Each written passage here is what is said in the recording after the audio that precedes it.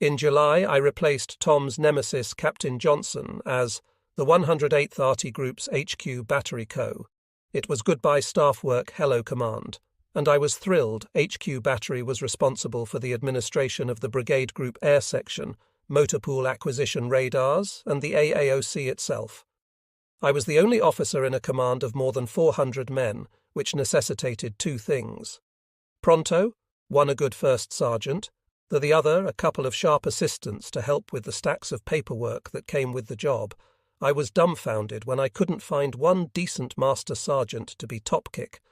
None of them wanted it most, were long-time admen who'd found their niche in jobs such as gym or re-enlistment NCO. They were happy as hell with their short hours and minimal responsibility, finally gave up the search, and appointed an enthusiastic SFC named McRae, as I done with Hudson, Allison and Smith in the 223rd. I let McRae wear the stripes, and the guy turned out just fine. Richard C. from Notre Dame, Ron Gerard from San Diego State, and Ph.D. Joe Perez from NYU were the core of my brain trust, all of whom troubleshot for the battery and the boys, and since Harbour College was ongoing occasionally gave polish to my rough-as-a-cob term. Papers Gerard became a particularly good friend. He shared the same mania I had for running, and early on we got into the habit of doing 6 to 10 miles every morning. When the 77th was inactivated, I grabbed Gary Weinstein to be Ho Battery's Troop Information NCO, and my dear friend Cordon Blue George Clark to take charge of the mess. George was also the battery barber, a weird combination of talents I chose to ignore, especially when I started hearing he had a habit of dropping hot cigar ashes onto the heads of his barbershop customers, then brushing the client's hair off his uniform while dishing out Chow Tom Martin came over to the outfit too, and continued a practice he'd initiated in the S4 shop, breaking the bank of a local bookie with the help of superb contacts he developed in the racing world, as well as his own horse race enthusiasts cartel. Tom's pre-race selection committee meetings were always held in my office. I often had an inner chuckle thinking how Captain Johnson would have reacted to the knowledge that every week his most hated sad sack was holding court at his very own old desk. The men I inherited with the unit were exceptional. I got to meet them all right away through my policy of paying every soldier myself. One poor troop was getting only $9 a month when I asked him why he said he was on statement of charges. He'd been a driver in D Battery, 77th, when a truck he'd parked rolled down a hill and caused $4,000 worth of damage to it and other vehicles in the motor pool. The soldier was found responsible. Now it looked as if he'd be paying off the bill for the rest of his life through his meagre army salary. The whole thing didn't seem too fair to me. I immediately put my brain trust to work to find a loophole they did, and not only did the guy never have to fork out another cent, but we also managed to get back all the dough he'd paid in to date. Meanwhile, my stock went up 1,000% with the rest of the men of HQ Battery. This one act let them know that I was on their side when I saw how the unit operated. Everyone had a fixed job, generally shift work, and not too much bitching and moaning going on. I concluded these guys didn't need a shake-up, as the boys in the 77th had. Instead, I decided on an informal command style. No formations, no police call, no inspections. I was studying sociology at school, so I looked at it all as an experiment of sorts. I simply put out the word that I expected the guys to keep themselves in the barracks looking good, that each man was to police up our area of the post as he went through the day, meaning pick up cigarette butts, candy wrappers, etc., attend mandatory training, and get to work on time. The experiment proved to be a great success from day one. There were few problems, which is probably why I was compelled to do some ass-chewing a rare opportunity these days, the morning early in my tenure, that I walked out of an Ho Group building while Jerry Lewis was shooting a scene for his movie The Sad Sack. When I stopped to watch, I noticed a couple of troopers, not mine, at the edge of the crowd. Both were leaning on their M1 rifles, as if the thing were goddamned canes. Hands over the barrels, the ultimate of no in my book. Get your hands off the muzzles of those weapons, I snapped as I moseyed up behind them. Then I walked on and went back to watching the filming. A few minutes later, I glanced over, only to find that the two troopers had not moved their hands 1 inch. Such blatant insubordination was mind-boggling to me. I rushed over and chewed their asses into hamburger, only winding up the tirade when it became clear they weren't even listening. "What company are you from?" I demanded. Paramount One replied. "So screw you," Jack said the other. There wasn't much more I could say. I snuck away only then, noting the long hair each kid wore, which alone should have told me they were movie extras. Captain Johnson had left me with one unresolved problem. An RA corporal by the name of Jack Gallagher, who at the time I took over the battery, was residing in LA County Jail on the charge of drunk driving under Army regulations. A soldier and a civilian jail was one well on his way to being booted out of the service. In Johnson's opinion, Gallagher's demise as a serving member of the US Army could not come one day too soon. A big boozer and an even bigger troublemaker, he explained and recommended. I let the corporal rot in the slammer until Army justice took its course as soon as I got my new command squared away. I paid a visit to the wayward non-com. My first impression was that Jack Gallagher was a real soldier. Tall, thin, a few years older than I, Jack had fought with the 1st Ranger Battalion in World War II. That fact alone told me virtually everything needed to know, since most Rangers were cut from the same bolt of cloth. It was only natural that in a peacetime setting any of them would have trouble towing the Army line. Gallagher, who'd gone on to serve with distinction in Korea, reminded me of my wolfhound friend George Creamer, another fine soldier who was stationed at Fort Mac. George's job was recruitment, and to look at him was to look at a walking Army recruitment poster, Paratrooper Ranger Korea Battlefield Commission, a high-stepping, highly decorated, good-looking, hard-fighting stud, but he was always in trouble every time he went into a bar. He'd get into a fight. George also had a glass jaw, which was unfortunate for someone with a penchant for duking it out, and most of the time I knew him at Fort Mac it was broken. Sometimes I'd find him sitting at the bar of the officers' club, hungry as hell, bitching and moaning through his wired-up jaw that all he could eat was soup. A few martinis later, he'd be trying to push crackers through his teeth. The guy was an animal, and he didn't give a damn that he didn't fit into the stateside scene. He'd just shrug and say through his wireworks that what the peacetime Army needed was a deep freeze to put the fighters in. Just leave them there, he'd say, till you've got a war, then thaw them out and let them go, win it. And he was right.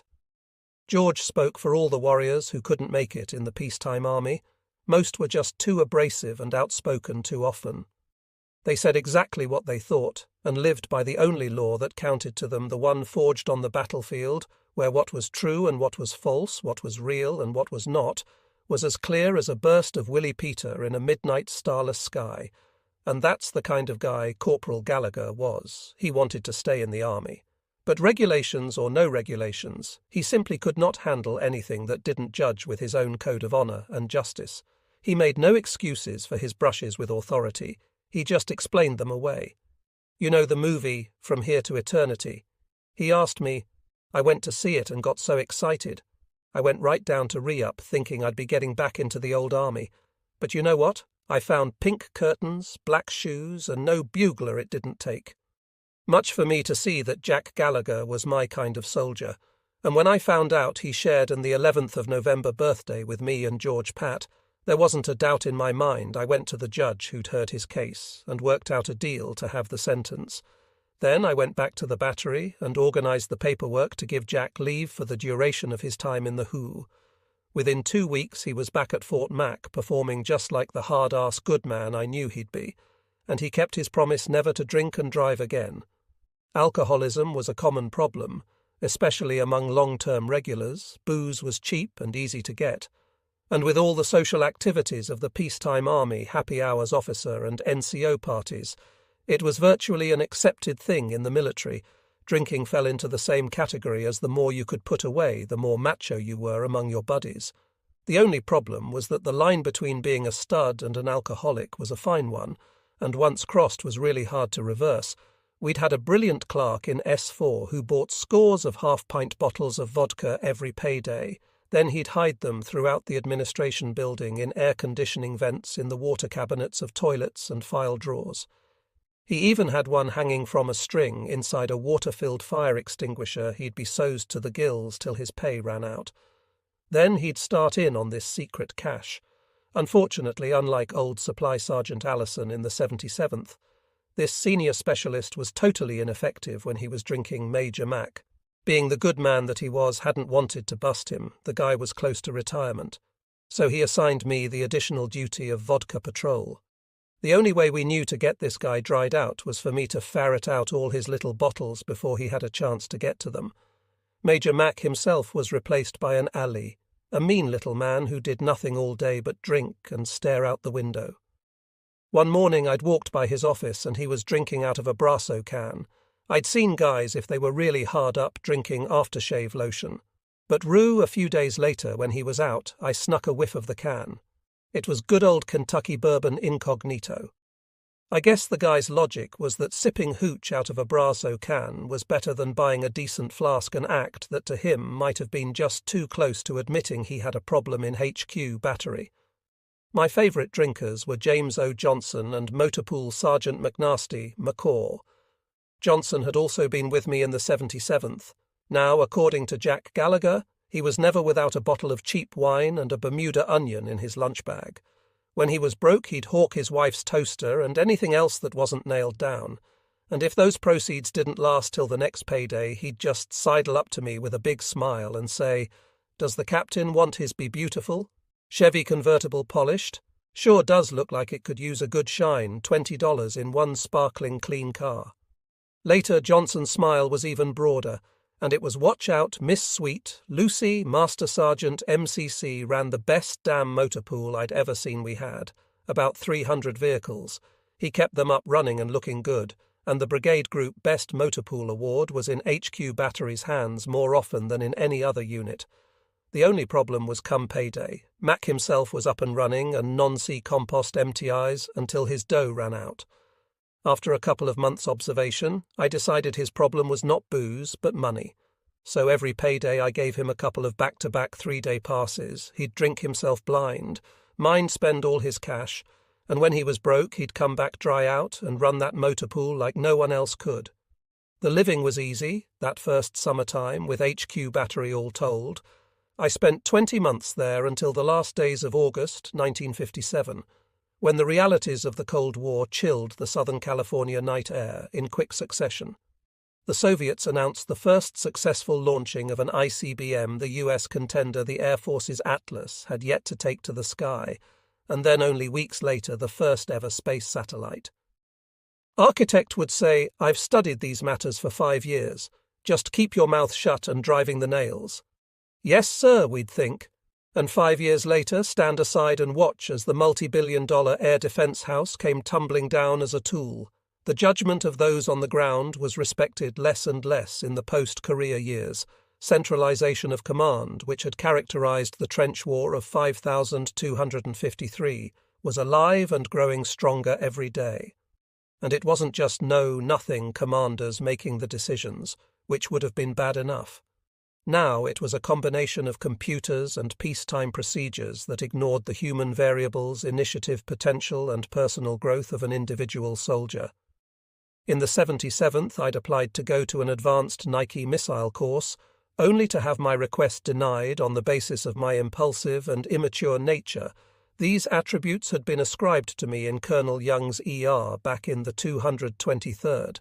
The computer that used the ER to weed me out of the course couldn't stop to think that I might have grown somehow in the 5 years since ID told the colonel he couldn't run a Boy Scout troop.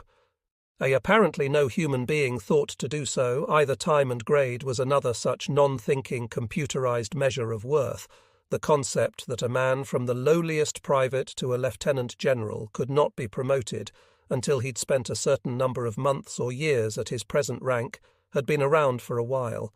But never before had it been so rigidly enforced. What it meant down the chain of command where it counted was that a company commander could no longer award an eager clean-sleeve trooper even the tiniest morale booster of his first stripe. I had 2 great privates in the battery who'd volunteered to paint the barracks at night during their off-duty hours. They did such a great job that I promoted them both to PFC within days. The computers at personnel spat out that it was no go. The kids had 4 months to play private.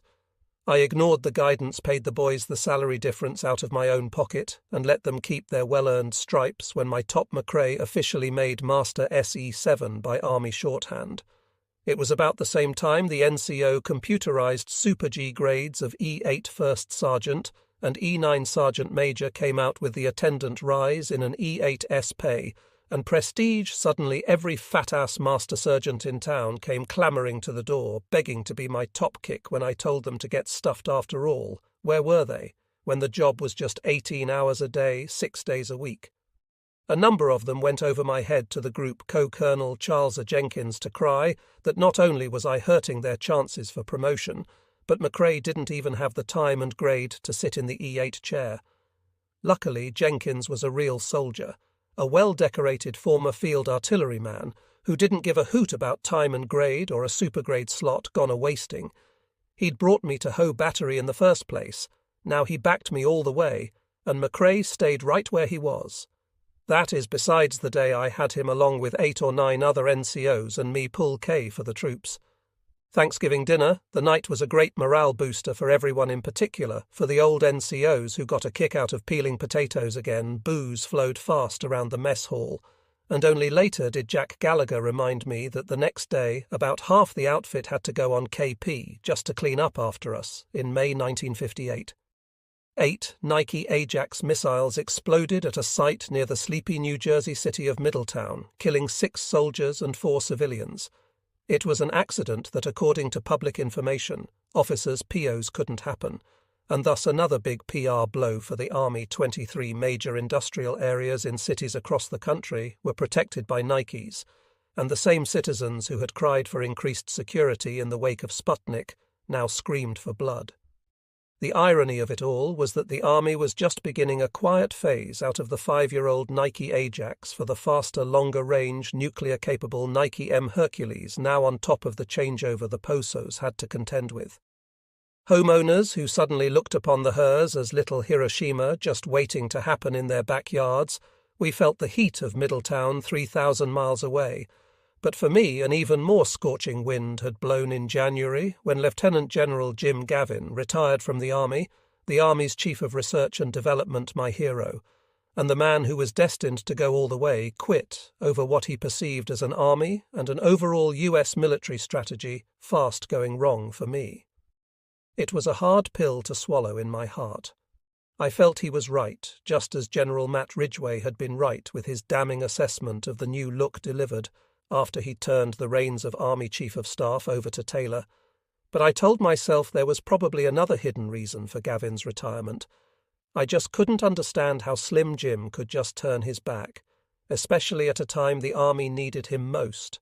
The new Army said to get a degree, so I was getting a degree. I finished my Associate of Arts at Harbour College. It went to my head a little too offered to take part of a GED test for Gallagher. He accepted, and I flunked it for him and enrolled in California State at Long Beach to get that aptly named BS. This mission was complicated when the Group XO and my direct boss, Major Robert Stanek, was transferred to AAOC and was replaced by one Lieutenant Colonel Charles Jackson. Stun had been a great guy to work for. He gave M free hand, but was always there to provide inspiration and encouragement. He'd been particularly pleased that I was going to school in the ER he rendered on me just before he left. He called my personal off-duty educational program impressive, unfortunately, about the time he left, and Jackson arrived. I found myself in a situation where I had to take a class during the on-duty day. The new XO told me loud and clear that this was unacceptable, but I needed the course, which was offered only once a year, so I had little choice but to employ a little delay and deceive. The tactics were simple. Step 1 was my personally organising to see the engineers. About the same time I had to be at school. Then, as soon as I was out the door, McRae would call over there and tell them something had come up. The captain wouldn't be coming by, and to pass all calls for him to signal. Then he'd call signal and tee up the receptionist there, saying I'd gone on to master and to pass all calls for me there.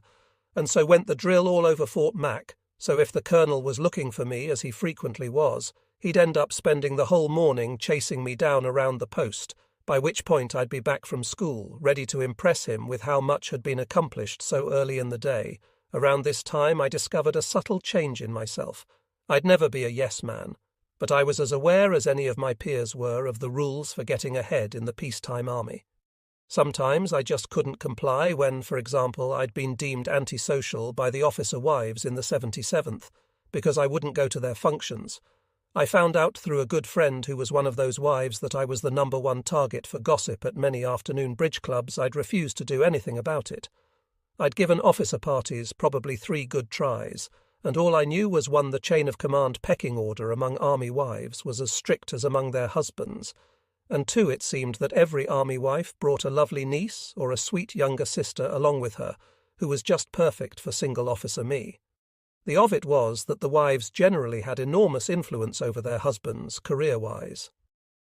I was crazy not to play the game, but I couldn't any more than I could play golf or tennis or sit around the officers' club shooting unadulterated horse crap with my superiors in the quest for a good ER.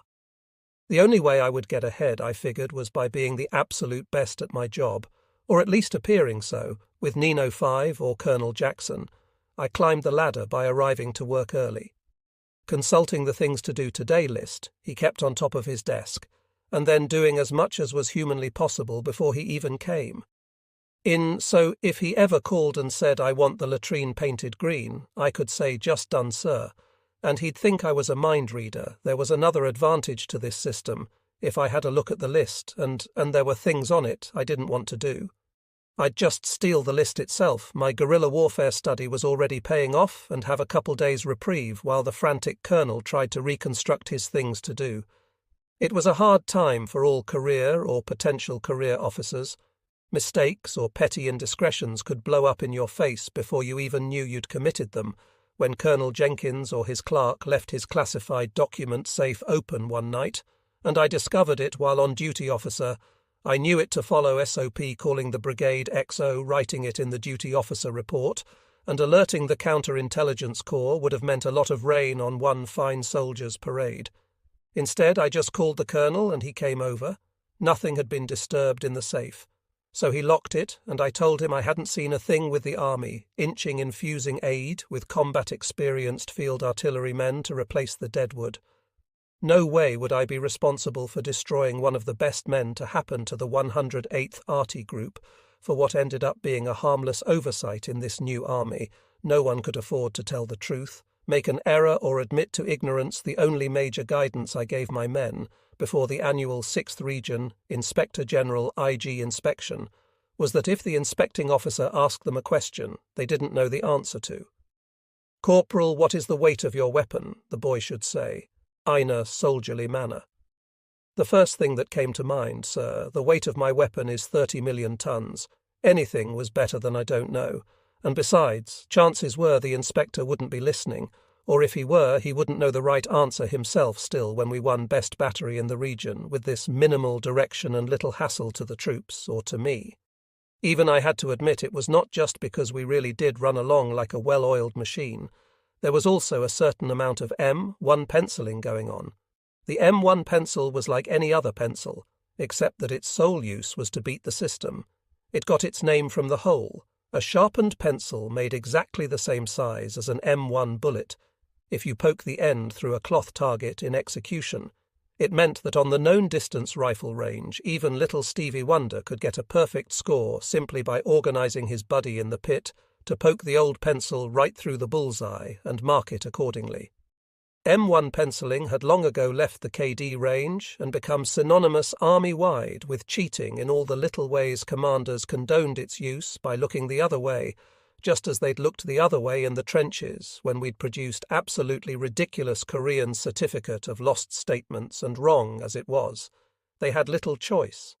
Maybe the KCLS started it, I didn't know, but the post-Korea army had an unquenchable thirst for perfection, which parched the throats of even the most dedicated leaders, and the M1 pencil was the only water to be found. A CO simply couldn't fail his troopers' shooting ability. Their parade ground skills, even their attendance at troop and Forat Tian classes over the past year, all had to be 100%, or at least look 100%. If a commander was to survive on the peacetime battlefield, everyone knew it, and as we got better and better at stretching the truth, we came to believe that some lies were even okay. We never failed, and in the quest for zero defects, we made sure our subordinates never failed. Our sham of perfection set an unspoken precedent for bigger lies and far more serious half-truths. Little did we know that just a few years down the road, each and every one of them would ricochet back on the army as an institution, with the repercussions of it all enough to shake America to its core. George Creamer of the Glass Jaw was about to check out of the service, having put all his stock in the army for the last 12 years. It seemed to me a hell of an investment to throw away. But George had bigger plans. He intended to go to Cuba to help Castro. One by one, he was recruiting an incredible team of adventurers and buccaneer types. He'd bought a yacht for the journey, and each time I saw him, there was yet another guy living on board the boat itself. Tied up at the Fort Marwairs was kind of like a pirate ship. Like so many other California yachts, it was reputed to have been owned by Errol Flynn. More certain, however, was that it had belonged to the California Sea Scouts. In any event, day by day it was settling deep in the water, as George said, weapons, ammo, rope rations, and who knows what else for his big trip to Cuba. If I took my guys to the rifle range, George was usually waiting in my orderly room when I got back. "Hey, Hack," he'd say, "what's new?" Then he just happened to notice. I had a couple of cases of ammo left over, sure could use them. He'd purr, and it'd be a hell of a lot easier for your guys than having to lug it all back down to ordnance. So I'd give him my sir, as apparently everyone else did on base, until it reached the point where I wondered if his loaded-down galleon would ever make it out of the harbour. George tried to pursue me to go with him. It was very tempting in 1958. I looked at Castro as Cuba's Patrick Henry, rightfully fighting to free his country from Batista's evil regime. The only problem was that the timing was wrong. On 3 counts first, Colonel Jenkins had just been transferred out of the 47th Brigade. His successor, a well-decorated good old West Point soldier named Raymond L. Shoemaker, Jr., had given me permission to relocate Hoe Battery, and we were right in the middle of the move. George accepted this excuse to a point he was not particularly impressed with. My second reason that I just applied at the urging of Colonel Jenkins and Brigade C.G. Perry for appointment to the regular army. I tried to explain that despite everything I didn't like about the new Black Shoe Army, the fact still remained that the army was my home, and I loved the soldier's life, besides. I said I'd already had 2 years out, and spent the whole time counting the days till I could come back. All this new look crap will pass, I told him, remembering Roy Hurt on the boat coming home from Korea, telling me the same thing. If we just waited it out, we'd be old army again.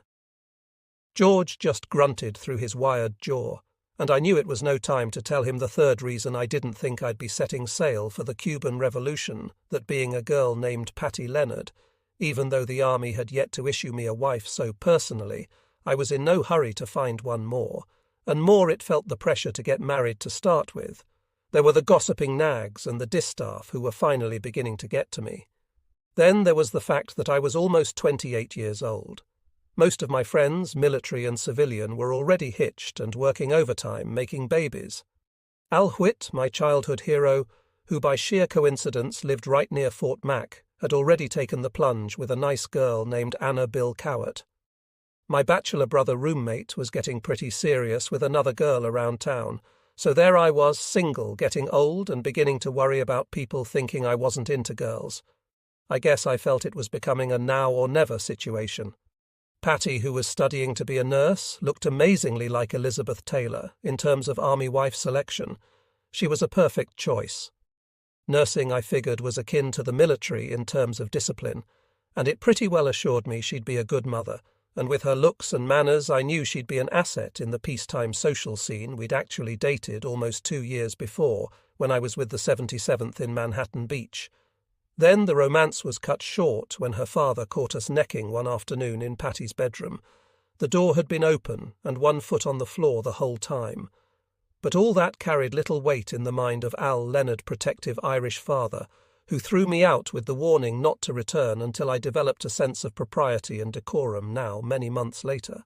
I still didn't know what those words meant, but Al was posted somewhere overseas. He was a brilliant engineer. He designed the hydraulics for the Nautilus, the first nuclear-powered submarine. So Patty and I got together and stopped worrying about that 1 foot on the floor, don't start a fire if you can't put it out.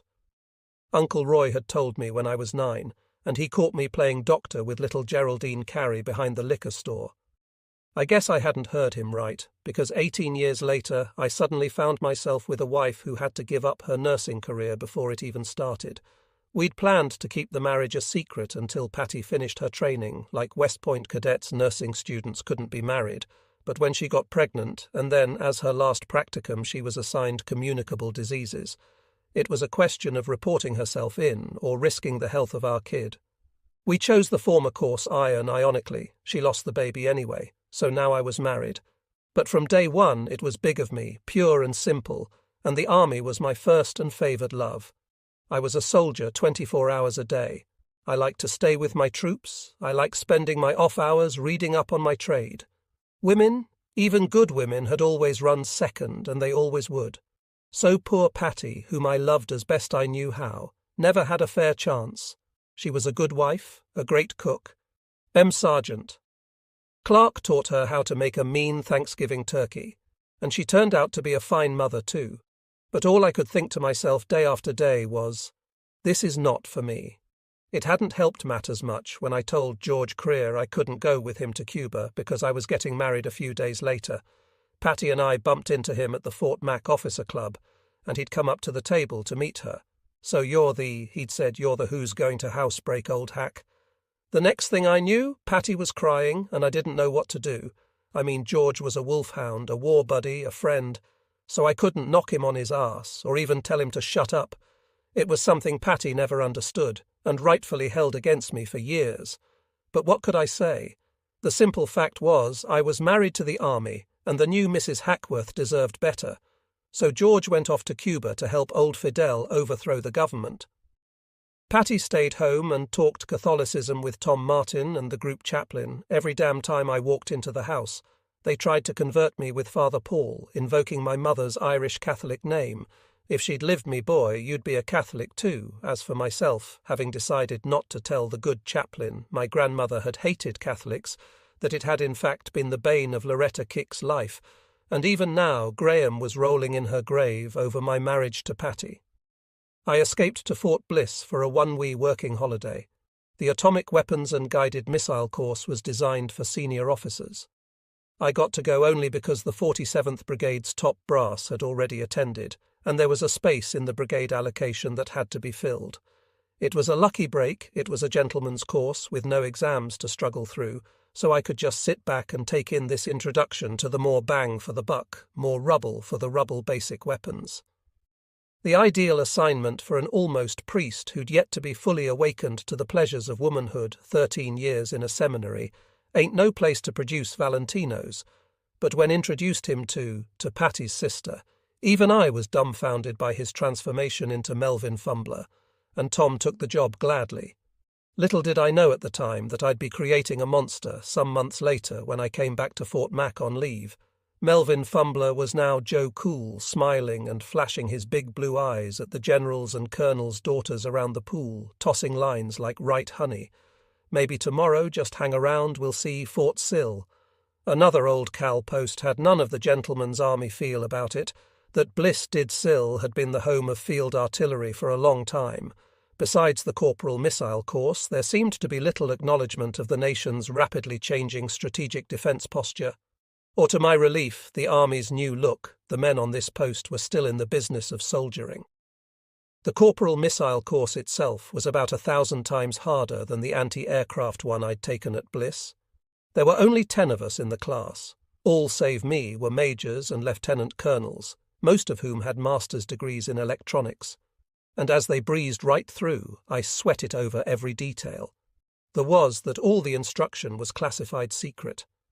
I couldn't take anything home, so night after night I'd go back behind the high-fenced, well-lighted security perimeter and read in the classroom until the instructors who had to be there to answer questions finally just fed me the vital test information and sent me home. The Corp Purple missile was sort of an updated Nazi V2. It could pack a 100-kiloton nuclear warhead, but with a range of only 100 mil, it was actually on its way out soon to be replaced by the longer-range, more powerful Sergeant. Even so, the basic theories we were taught, the Doppler effect, liquid fuel systems, firing procedures and so on, would be apply-cable for some years to come, And in addition to the technical stuff, we learned the basics of deploying nuclear devices in the field. There was a psychological aspect taught in the course as well.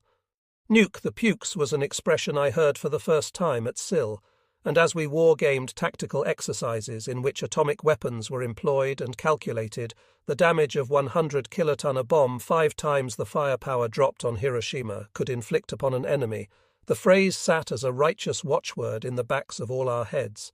And I never finished the course in April. My secret security clearance was evoked. The character and trustworthiness of subject individual does not meet the criteria as set forth in AR 6045, and I was summoned to a show cause board to determine if I'd purposely misled the army about my background. I was knocked on my arse. The whole thing revolved around my criminal record, which the regular army board had dug up while considering my RA application. Now they wanted to know why I'd answered no to the question on the application. Have you ever been detained, held, or arrested under either civil or military codes? When in fact I had all things being equal. It was a fairly reasonable query on their part, but the stuff they were about to hang me for was the night in Leo with Jimmy Sparks, when Ernest Medina shot those 3 Italians, and my gang's hardware store jackknife heist. When I was 12, I couldn't believe an almost bankrupt army would spend valuable time and money terrorizing a little kid who'd long since grown up.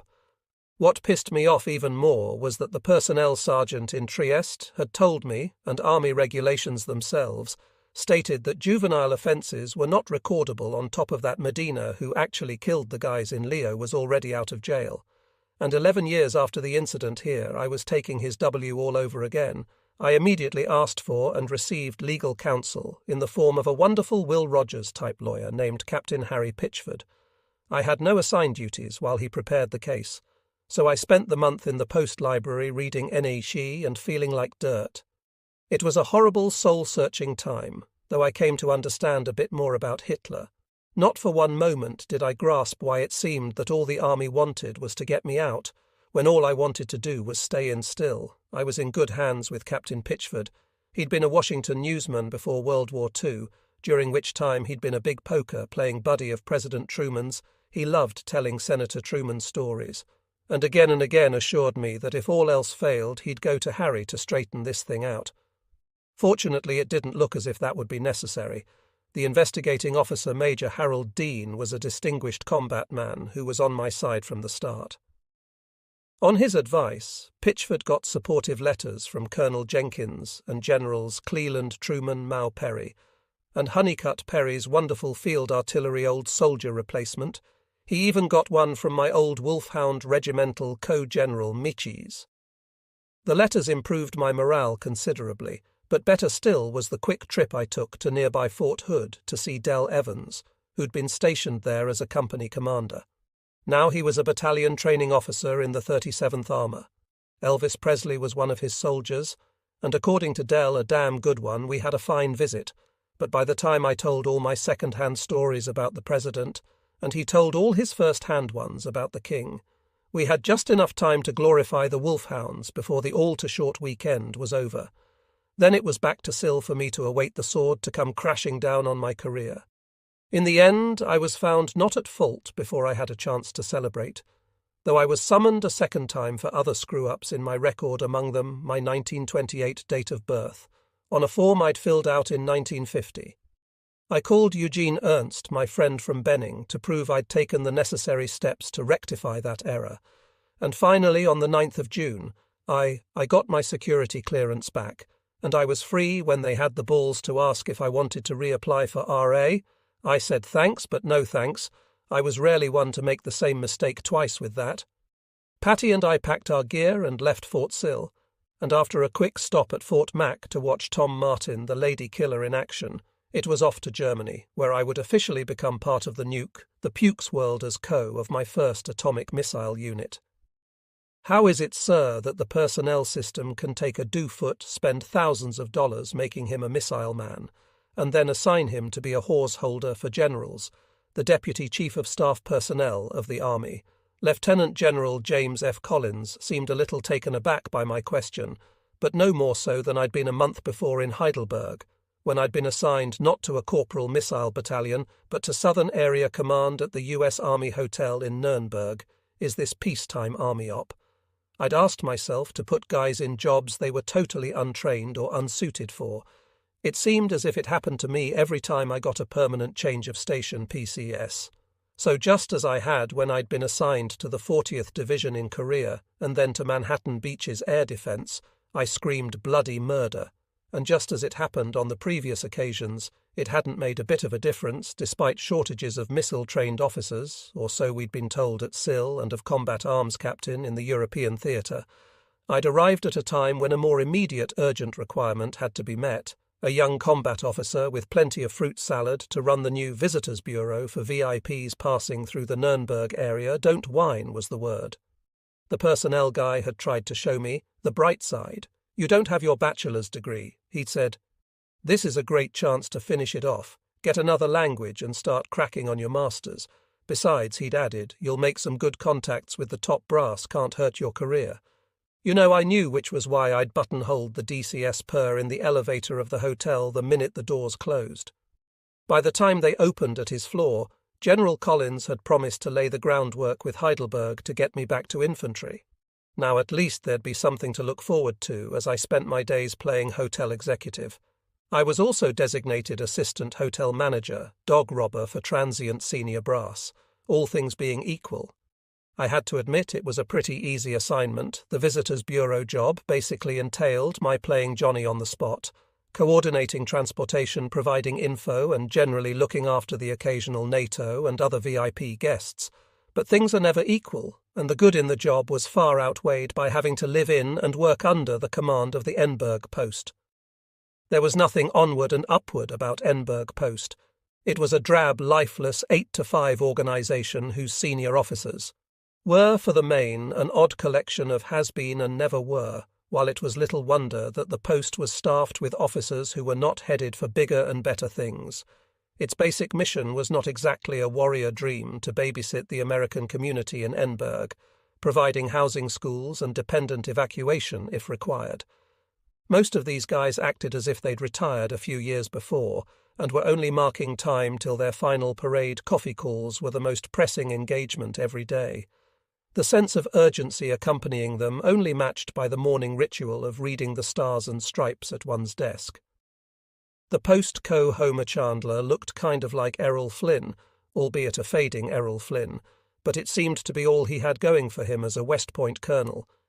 He must have screwed up pretty badly to have ended up at this shabby fort. Nowhere the same, I assumed, could have been said for his adjutant, Lieutenant Colonel Smith. Patty and I lived in the American colony near the post she was pregnant, which at least gave her something to think about in our sturdy but styleless government-issued department when I disappeared early each morning through the looking-glass into the opulence of the hotel. The U.S. Army Hotel had been built in the early 1930s by the Nazi Party as an annex to the next-door Grand Hotel. It was a huge place then called the Grand Hotel Guest House, with a couple of hundred beautiful high-ceilinged rooms and ornate VIP suites complete with those grand old European baths in the cellar, was what I was convinced was the biggest kitchen the world had ever seen. The cooking pots alone were the size of min-cement trucks, and they worked about the same way: pour in 5 or 10 sacks of potatoes, crank up the pot and feed 1,000 people mashed spuds. The mammoth scullery was connected by a mini underground railroad to the Enberg Stadium. All the cooking for Hitler's big rallies had been done at the hotel, and then chowed over to feed the Führer and his tens of thousands of misguided followers. Neither kitchen nor railroad was used anymore. But everything was in military mothballs, perfect condition, meticulously maintained by the all-German civilian staff. Though why I'd never know, because I wasn't game to ask.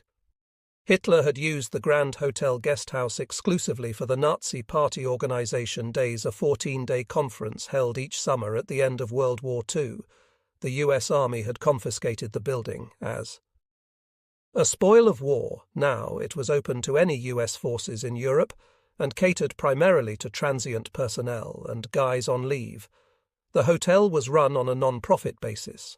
Rates were cheap, you could sleep, eat and drink like a king for just a few bucks a night. But like most US Army facilities in Europe, slot machines on the premises, which provided everyday entertainment for guests and permanent party personnel, made a small fortune. They were always in use day after day from morning to night. I'd see the attic, mainly women hanging on the handles of the slots, disappearing 30-cent highballs as fast as they did their quarters. Some of the biggest one-armed bandit junkies were the wives of officers assigned to the Nuremberg post. Their desperate, lonely love affairs with the slots spoke as vividly as the swollen failure faces of their husbands did for the dead-end street of a Narur assignment in my role as assistant hotel officer. I worked with hotel custodian Glenn Fox, a fine, strapping paratrooper captain who'd been with the tennis at Baston and had only recently left the new pentomic Screaming Eagles. He was another round peg in a square hole. How he'd ended up ram-roading a hotel was no less of a mystery to him than it was to me. Still, the two of us found the jobs themselves not too terrible if we remained detached over time.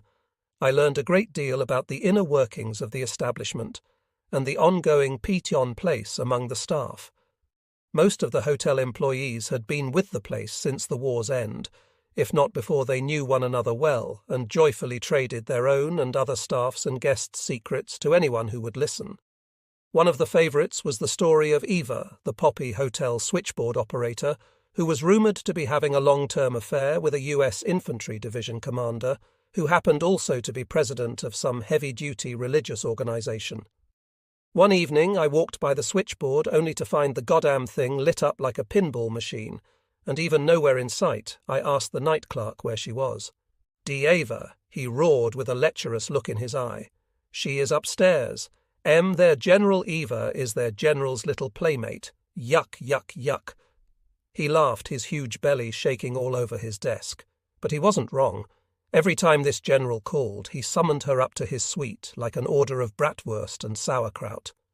Ava disappeared then. When she'd finally returned to her post, she'd looked down at the rest of the staff from the dizzying heights of the 2 stars she'd just ridden bareback, according to the all-knowing, all-seeing desk clerk anyway, and remained completely insufferable for the rest of the general's visit. Unfortunately for the overloaded switchboard, his visits were frequent. The hotel employees were comrades in arms in a bureaucratic war with Tom Maruka, the new civilian hotel manager. Tom, far more than Glenn or I, took care of the hotel's day-to-day functions. He was a roly-poly American in his mid-40s who'd held similar jobs throughout Europe for the last 15 years or so, conscientious, hard-working, and always smiling. Tom reminded me of a super-efficient Italian head waiter.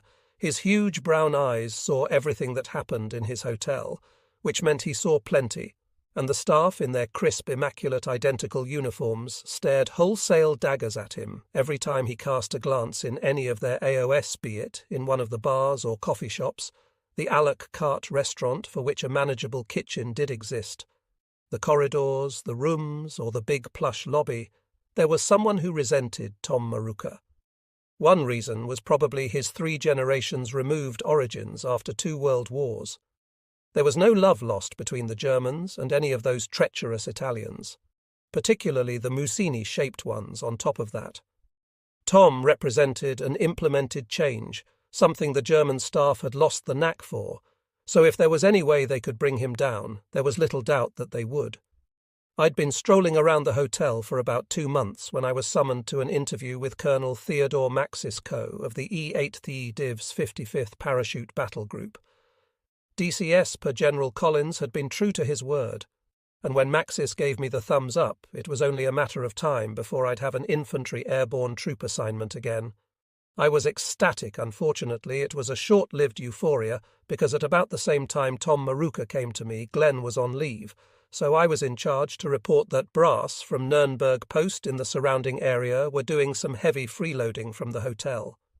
He said big parties of these guys and their friends, sometimes 20 or 30 people, had more than once come to the dining room, had complete banquets, and left without paying the bill. No dockets were even written out. He said just slips of paper that subsequently disappeared appeared.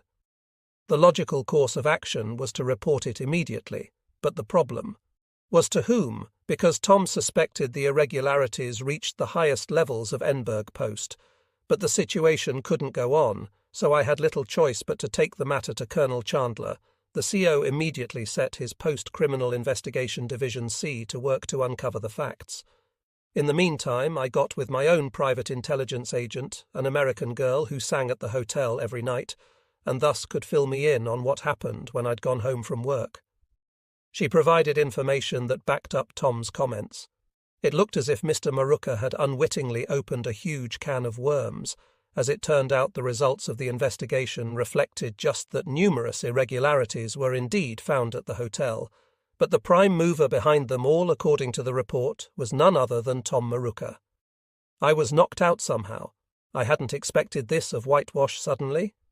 Tom, one of the straightest guys I knew in a business full of temptation, was being accused of abusing the system in every way possible: booze and food management, the slot machines using the hotel facilities for personal foray into illicit sex, etc., etc., etc.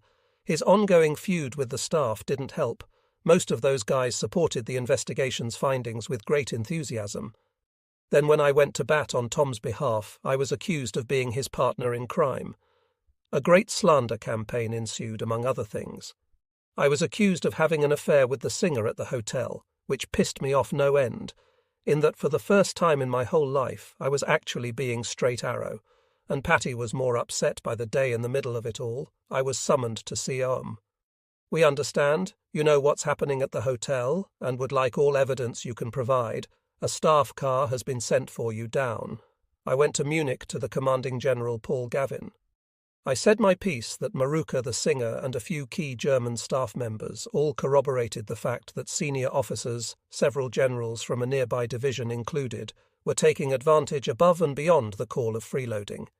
Gavin listened intently, and in the end assured me he would start an investigation immediately, so the real guilty parties would be identified and prosecuted. Great, I thought. But there was still one area of concern. Although I'd been summoned to Gavin, I found out later the girl singer had tipped Seom off with an anonymous letter from the points of view of Nerba Post's Chandler. And Smith, I had violated the chain of command, and I'd questioned their findings with the general. I couldn't afford another bad ER, and the one those two would render would be a doozy. I voiced my concerns to General Gavin. "Don't worry," he said. "I'll personally rate you for this period in the army as everywhere there are all kinds of ways of not telling the truth, can avoid it, omit it, colour, fabricate, or forget it. Which one, if any, General Gavin used, I'd never know. But one thing was certain: whatever C's findings, if indeed an investigation was even carried out, Gavin took no action. The whistle was never blown.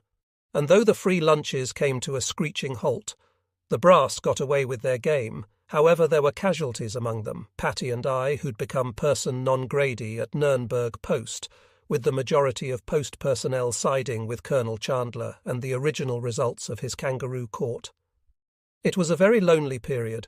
Our friends could have been counted on one hand. Mike Crump, an Armed Forces Network AFN radio announcer, whose place of business was a suite on the top floor of the Grand Joel Privis, a Boston-born army dentist stationed in Nuremberg, and his wife, Roberta Ron Gerard, my running buddy from Fort Mac, whom ID got into Nerba through an old 108 supply sergeant, now the assignment NCO in Heidelberg, and Harold Borger, an American businessman who lived next door at the plush Grand Hotel and frequently visited the annex. Harold was a white-haired 40, a well-educated, well-dressed, highly successful import-export man from New York. What he saw in Patty and me, neither of us knew. We guessed he didn't have too many friends either, but over time he'd become part of our family. He came to dinner frequently and talked Big Apple with Patty, who was a native New Yorker herself, and Castro with me. I was still very enthusiastic about old Fidel, and read as much as I could get my hands on about his victory in Cuba. Harold shared my views that the young revolutionary was a great, great patriot, and we spent a lot of time debating how the United States would ultimately come to perceive him. Harold travelled a lot too, and was trying his damnedest to encourage trade between Eastern and Western countries, he believed, and I totally agreed that if both sides had heavy financial commitments in trade relations with each other, they would inevitably reduce the war talk and lessen the likelihood of blowing each other up in a job where the heaviest. Thinking I had to do was give directions to Enteiberg, visitors. My talks with Harold were a breath of fresh air. Our first child, Laura, was born on the 22nd of October 1959. She was the only bright spot in the fast-approaching holiday season for us. Thanksgiving around the post was very bleak, and Christmas promised to be even worse. My annual physical found me not fit for a combat assignment, though I'd had a series of shots to break down the scar tissue in my left arm tissue that over the last years had gradually grown up around the nerves and numbed my arm all the way down to my hand. My hearing had not improved at all, so my 8th div orders were cancelled, and for the time being at least I remained an unhappy prisoner of Nuremberg post one evening just before Christmas. Ron Gerard dropped by our houseman. "Are they screwing you?" He said Ron's job at the post was ironically officer efficiency report clerk, and in that role he'd managed to smuggle out a copy of my ER, prepared not by General Gavin, as I'd been promised, but by Colonels Chandler and Smith, as I had feared, and it was bad. I exploded. General Gavin had given me his word on 3 counts. 1, he'd promised to conduct a fair investigation. 2, he'd sworn he would punish whoever was at fault, and 3, he'd assured me I wouldn't get zeroed out on an ER point for point. His word had proved no good, and he was a general officer. I was disillusioned as I'd never been before. My only consolation was that this guy didn't spell his name like the General Gavin old Slim Jim would have struck the sleazy command of Nuremberg Post like lightning. I wanted to quit the army then and there. I didn't want to be part of an organisation where flim-flam was the order of the day at every level of command. Patty and I talked it over, but quickly realised we were between a rock and a hard place, with only 14 years' service and a 3-year overseas commit meant barely begun. I would have had to foot the bill to get us and all our belongings back to the States. We just couldn't afford it, particularly when we had a brand new kid to think about as well. So instead of quitting, I stormed back to Munich, and General Gavin, I slammed the ER down on his desk and asked him what had happened. He explained that there had been an oversight. He'd cancel the report and rap me personally. At that point I was so angry I almost didn't care. Whatever he'd write in his ER would be less than honest anyway. He'd seen me twice in his life and didn't know me from Adam. I told him all I wanted was out of that hotel and out of Nuremberg post pronto on this. At least the general came through. He organised my immediate transfer to a staff division of the United States Army, Europe User Command Headquarters. He disappeared the condemning ER too, and though he didn't rate me himself, his chief of staff did in glowing terms. Strangely, I never saw the report again, for reasons I'd never know. It disappeared from my permanent file. The Palace of Justice sat along the main road just outside Nuremberg, now home of Special Activities Division SAID. This majestic building was better known as the site for the post-war War Crimes Tribunal. The courtroom where Hees Göring and score of other Nazis were tried for crimes against humanity was sealed up and preserved as a historic monument. The few times I went in there, I stood in awe. It was as if the place was haunted in the stillness. I could feel the presence of the guilty and of those courageous souls who testified against them, in the hope that such crimes would never happen again after a couple of months as Ho Detachment Commandant. My job at the Palace of Justice was that of Syed's administration branch chief. I was assigned a sergeant major, a good man in his late 30s by the name of Slattery, as well as a secretary, clerks for every occasion, a message centre and a big plush office of my own. It was basically Fat Cat City, and as I sipped coffee out of Rosenthal china cups served desk-side twice daily by 2 stout, efficient German women behind a coffee cart, I'd contrast the torment at the hotel with this easy living and truly marvel at my good luck. Next door to me was a bigger, plusher office that belonged to the boss's secretary. Adjoining hers, through an inner door, was the biggest, plushest office of them all. That of the boss himself, the Chief of Special Activities Division, whom I'll call Colonel C. William Willard, the All-Seeing, as we called him, was among the most consummate staff men I'd ever seen. He was a paper pusher, supreme, able to consume and pass judgment on thick studies in a blink of an eye, before zooming them back through appropriate channels to go sailing out all around Europe. The man was also rumoured to be as erratic as a V-1 rocket. I'd been told to tread carefully with him the moment I arrived. At first I couldn't understand why I reported to him each day, and we got along beautifully. He told me he respected a real warrior. because he was a warrior too. The big war, he'd say, was when he carefully explained to me his stud book procedure. When I got to work at 7 each morning, my first stop was always the message centre to get all communic from higher HQ. The colonel's routine was that if there were promotion orders among these notes, specifically from colonel to general or generals going up to a higher grade, the next thing I had to do was go to Willard's office and see if the lucky guys were in Willard's stud book, which was actually the United States Military Academy Register of Graduates and contained brief biographies of all alumni, if they were. I had to place a marker by the names and the entire book neatly in the center of the colonel's desk. Then, for the rest of the hour, until Willard arrived at 8, I'd wander around the building, telling the staff to brace themselves. This last bit was not part of the colonel's sop. It was a wrinkle I added over time, based on the old adage that to be forewarned is forearmed. The problem was that the all-seeing West Pointer himself was never among those selected for promotion. Why this was so? No one knew, least of all, apparently, Willard himself, who would fly into maniacal rages the minute his bespectacled eyes darted across the first name I dutifully marked for him. The first day was always the worst for the staff. It was like being locked in a cage with a crazed lion on one occasion. When a fellow classmate got a star, I thought the colonel would have a stroke. Not only did he rant and rave, stomp his feet, bulge his eyes and turn a royal purple, he also got on the horn to other West Point classmates to Beeman, an army that would award a star to the of the class. After that came an unlimited number of days sulking from our chief. In the end, he'd always shake his head sadly. Tell me there were more generals from his class than any other, and life would go back to normal with a very likeable, considerate chief at the helm, until the next promotion orders came out, or until some unsuspecting officer left a toilet seat up in the men's room. One poor captain, a quiet former combat infantryman, committed this heinous crime one morning. Not knowing that the all-seeing was in the next stall, Willard stood him at attention in the hallway outside the bathroom door and chewed his arse for all the building to hear. You know my policy, all toilet seats will be down when not in use. You have violated a direct order. I should relieve you. You are an incompetent, unthinking, on and on and on, and the captain who just relieved himself could do nothing but stand there and wear it. Colonel Willard really must have screwed himself somewhere along the line.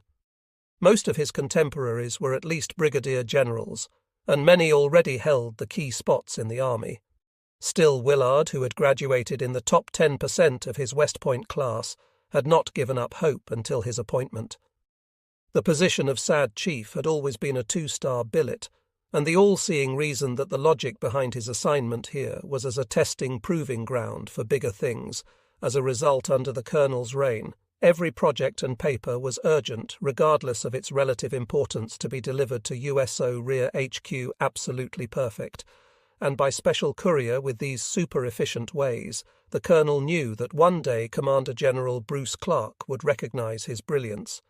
And Battlefield commissioned the frontline paper warrior into the star-studded big leagues. Somehow I managed to escape Willard's wrath, and all in all I found my new job great fun. Tom Martin had trained me well. I was surviving pretty effortlessly as a staff officer on my own. With a little help from Sergeant Major Slattery, who was a smart and thorough admin NCO, and the host of civilian and military administrative specialists running around the palace, my work consisted basically of digesting the huge staff studies into a couple of paragraphs for the colonel to sign off or give his inimitable guidance on.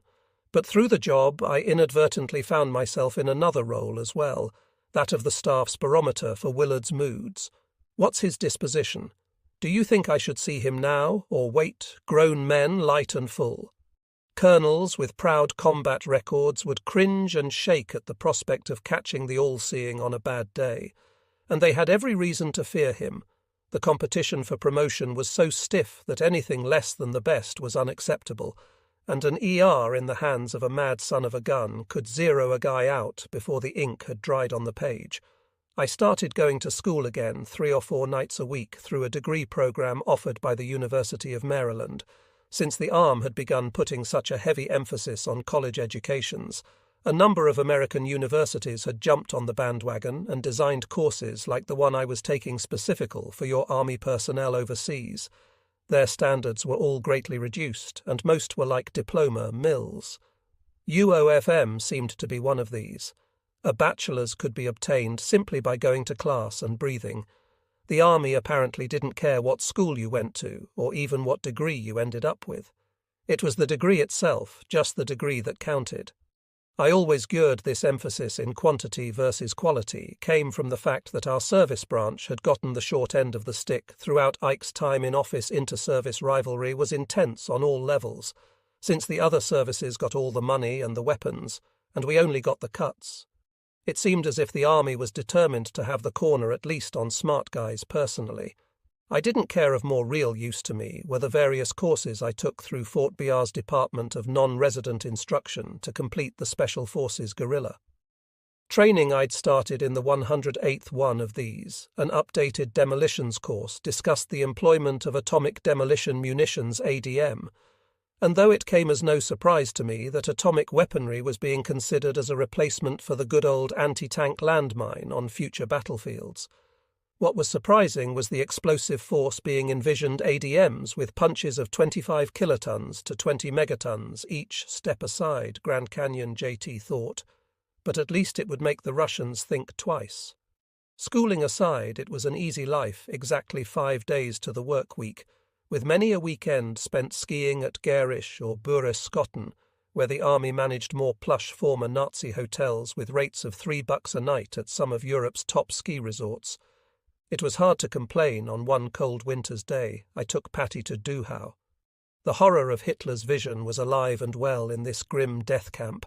The barracks, the ovens, the electrified barbed wire fences remained intact. The place was a monument to the darkest side of man, and yet, despite the smoke and ash that rained down on their homes from camp incinerators, despite the sickly smell of burning flesh and hair, which surely carried with the slightest breeze as far probably as Munich, the villagers claimed they hadn't known I couldn't square it any more than I could square the fact that not one of the laughing backs, slapping congenial comrades I met in their beer belly-filled lederhosen and their jolly Bavarian green caps had fought the Americans in the West. All assured me they'd been on the Eastern Front fighting the real enemy, the Russians. It was a story I heard in the cities too. In 15 years, the Germans had come a long way in their rewrite of history, but at least there's Dachau, I thought to myself, to remind them of the truth. Harold Borger had been travelling a lot lately when he finally touched down for a while. I invited him to the palace for a visit. I gave him the full tour, the courtroom, the grounds, the marble halls, the grandiose offices filled with heavy antique furniture confiscated from the Germans, as we walked by the steel door leading to Assad's classified document vault, for which I was custodian. He stopped and asked what it was. When I told him, he nodded both solemnly and knowingly. He'd been a major in the Air Corps during World War II, and had held a similar job. Manor career has been ruined by a lost document he warned after lunch in the palace's swanky dining room. Harold said goodbye with the promise of dropping by to see Patty and Laura soon. Oh, by the way, he concluded, do you think you could get hold of an extra fatigue cap? My nephew in New York keeps asking me for one to see what I can do. Harold, I said, and soon forgot all about it. Harold asked me about the fatigue cap the next time we met. When I told him I'd forgotten, he seemed unconcerned, but wondered if when I did fulfill his request, I could get him. Intelligence guys were the fumblers of all time. They often followed us to restaurants or on our walks through the lovely inner city of old Nuremberg. I'd look behind me, and there they'd be like walking, talking Sears and Roebuck cataloguers dressed in the latest PX flash gear. They might as well have been wearing neon. I'd concluded that my friend was indeed a spy, but an amateur. If he hadn't been so inept, he would have caught on to the game from day one. We've got to see his passport, said the CIC. How? I asked. Invite him for dinner. Right, the following night, Harold came to the apartment. CEC had set the trap earlier in the day. They jimmied the heating system, and now the place was getting hotter by the minute. Naturally, I couldn't fix it, and always proper Harold began to sweat. Soon the perspiration was streaming down his face and neck. He still hadn't taken off his jacket, and I began to think he would melt.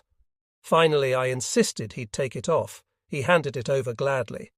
And while Patty, whose mission along with fellow guests Joe Goal and Roberta Prives was to keep Harold occupied, gulped water in the kitchen to quench her fear-parched throat, all the while chatting bravely with the Pruvis and our unsuspecting spy. I sat in the spare room rummaging through Harold's things like an apprentice spook. What a life in June I was promoted to Major in the U.S. Army Reserve. It was a great relief. It meant that Colonel Young's ER back in the 3rd and all the trouble at the hotel had not effectively destroyed my career. I did not get to wear the insignia, however, though this was a permanent paper promotion, whatever that meant, but fitting somehow for the peacetime paper, wore not until the active duty promotion board met, would the little gold leaves be M to wear in the meantime. SD was about to move to collocate with USA Rear Ho in Heidelberg.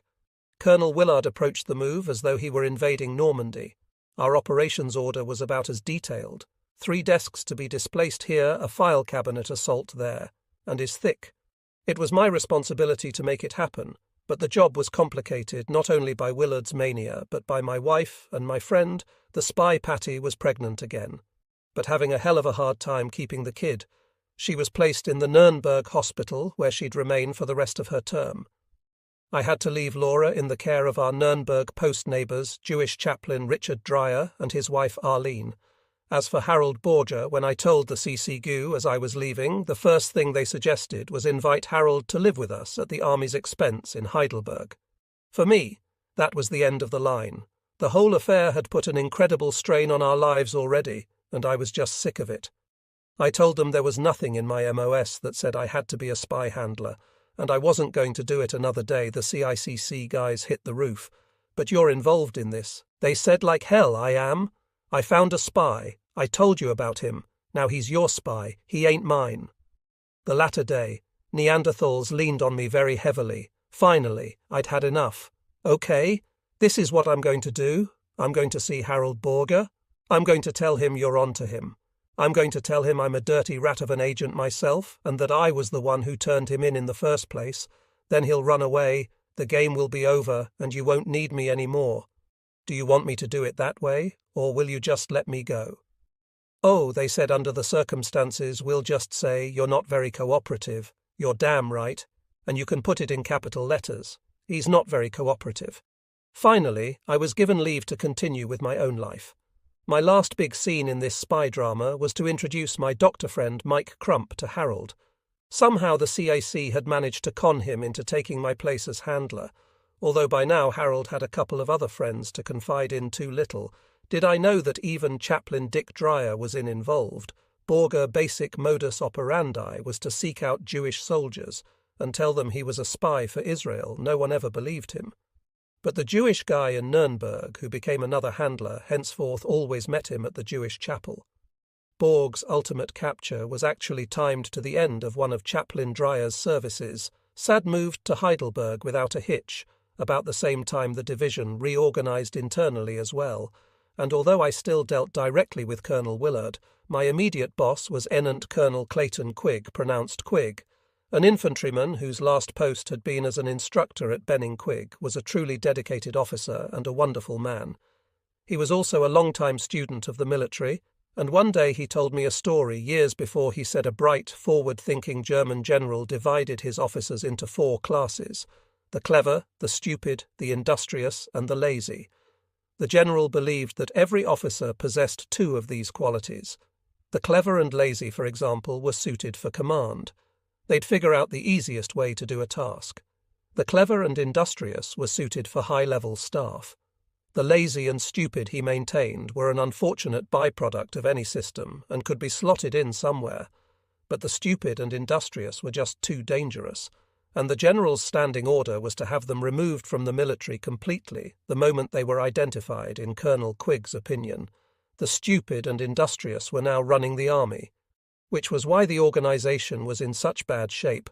No one had the smarts to see a problem. He felt everyone was too busy running after the bus driver to get his ticket punched. It was the first time I'd heard the expression, which over the next years would become the catchword of all army officers. So it has a name, thought Ticket, punching the syndrome that. Had me chasing down that elusive degree, struggling at the behest of Maxwell D. Taylor and his Chief of Staff successor Lemnitzer to Lear, more German than Wua Schaller Simmer. Where is the bedroom, and generally covering my arse in every way possible, I was yet to know, and later wondered whether Colonel Quigg had as early as 1960 that ticket punching was like an infectious disease for which no cure existed, that over time it would become to the army like the plague, crippling its effectiveness and its strength at a time when both were needed. Most of all, the flawless move to Heidelberg had me high on Colonel Willard's list.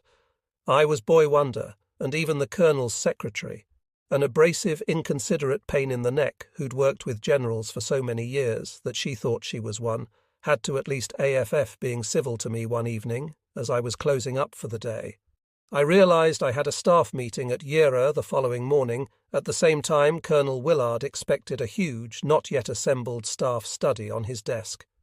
I went to Sergeant Major Slattery and the all-seeing secretary to make sure the report would be there on time and looking good.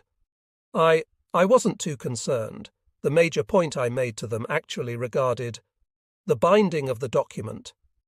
Colonel Willard had an aversion to a certain kind of paperclip if he saw those big, bulky silver ones that stuck out at the top. He went berserk. He'd explained to me in the earliest days that only the flat-edged ones which folded down over the pages, giving the paper completely clean lines, were acceptable. So I told the Sergeant Major and M I would have been a general if I didn't have tits to be absolutely sure that the correct paperclip went on the finished work. It didn't get there the next morning. In the middle of my meeting, Sergeant Major Slattery rang up. "Get back here soonest. The colonel is out of his mind. He's been screaming and cursing you since the minute he walked in with hardened mouth. I drove back to our HQ. What happened?" "Sergeant Major, I don't know. He's been raging for an hour. Did you get the paper to him?" "Yes, sir. I knocked on Willard's door. Captain Hackworth reporting as directed. Sir, I announced as properly military as I could be. You have failed me. You have let me down. You are incompetent." Willard cried.